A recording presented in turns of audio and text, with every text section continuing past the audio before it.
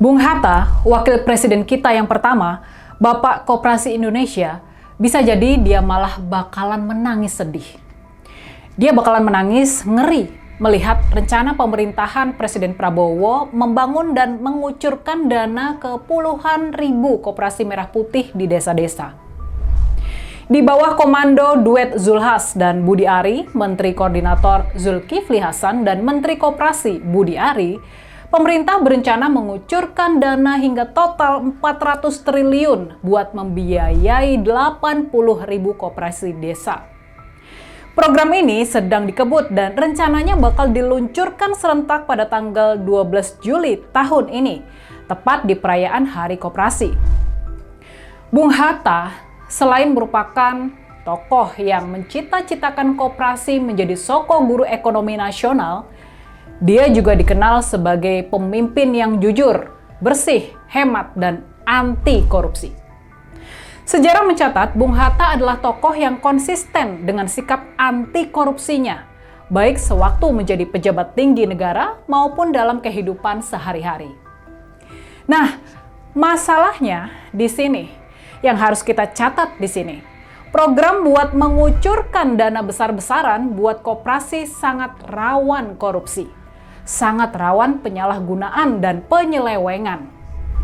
Makanya, rencana dari pemerintahan Pak Prabowo ini sangat bisa jadi malah bakal membuat tokoh anti korupsi seperti Bung Hatta merasa ngeri.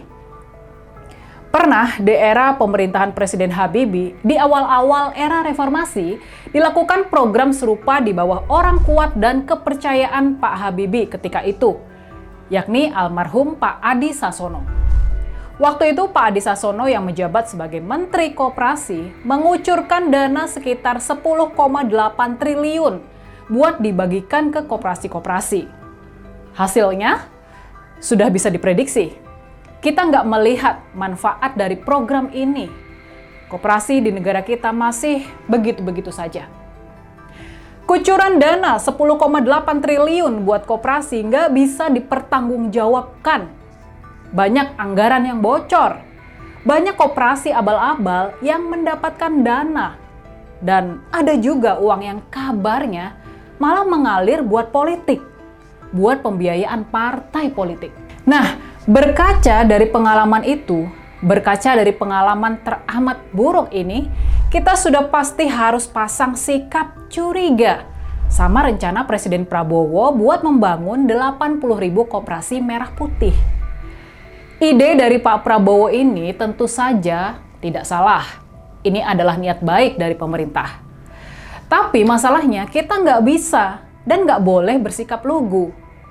Implementasi dari niat baik Presiden Prabowo ini bisa jadi malah bakal berantakan.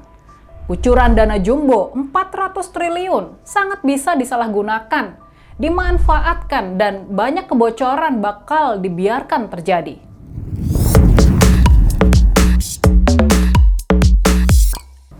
Bagi banyak pemain politik, bisa jadi program Koperasi Merah Putih adalah proyek.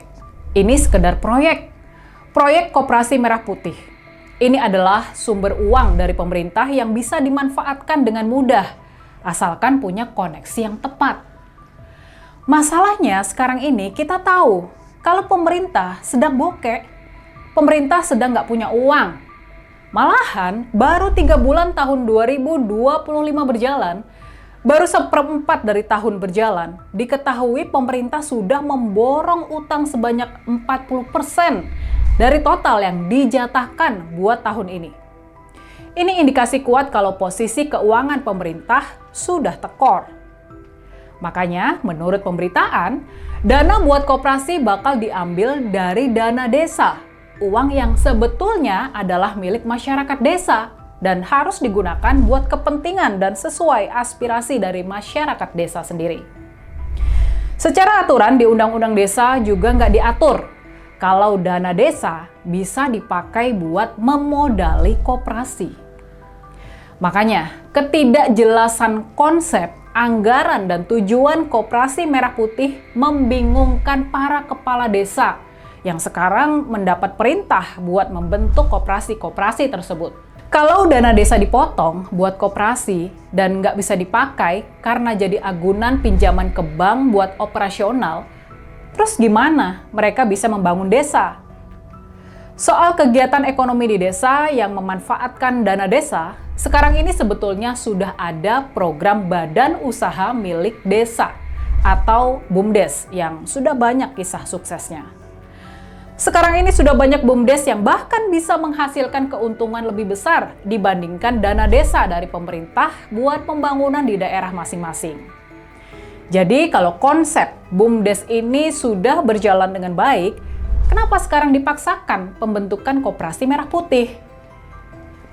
Bisa jadi, bisa sangat jadi, program koperasi merah putih adalah program nostalgia. Karena gagasan ini datang dari ekonom Sumitro Joyo Hadikusumo, ayah dari Pak Prabowo. Menurut catatan majalah Tempo, saat berceramah sebagai Ketua Umum Induk Koperasi Pegawai Republik Indonesia, tanggal 16 Desember tahun 1996, Pak Mitro melontarkan gagasan supaya badan usaha milik negara menyisihkan 1-5% dividen buat memodali koperasi. Ide ini konon sudah disampaikan 17 tahun sebelumnya kepada JB Sumarlin, Menteri Keuangan periode 1988 hingga 1993. Tapi waktu itu Pak Sumarlin menolak secara halus gagasan dari Pak Mitro itu. Sekarang, rupanya Pak Prabowo ingin mewujudkan gagasan dari ayahnya itu yang dilontarkan sekitar 45 tahun lalu. Masalahnya, Pak Prabowo nggak punya konsep yang terukur dan transparan sehingga bisa diuji publik sebelum program ini diwujudkan. Apa mau dikata? Sekarang nasi sudah menjadi bubur. Nostalgia Pak Prabowo akan ide-ide ayahnya sudah mulai dijalankan. Di beberapa desa, koperasi merah putih sudah berdiri meski para pengelolanya bingung dari mana bisa mendapat modal dan bagaimana menjalankan usaha. Sekarang kita harus bersiap-siap.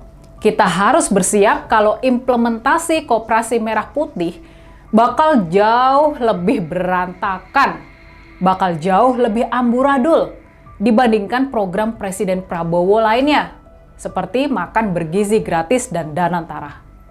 Makanya, tampaknya bukan cuma Bung Hatta, bukan cuma Bapak Koperasi Indonesia Bung Hatta yang bakalan ngeri melihat implementasi program yang gerusa-gerusu dari pemerintahan Pak Prabowo ini. Mungkin juga Pak Mitro, Pak Sumitro Joyo Hadikusumo, ayah dari Pak Prabowo sendiri. Sebagai seorang ekonom, dia juga bakal ngeri melihat rencana implementasi koperasi merah putih dari anaknya ini. Jadi, lalu kita harus bagaimana? Kita harus bagaimana selain ikut merasa ngeri?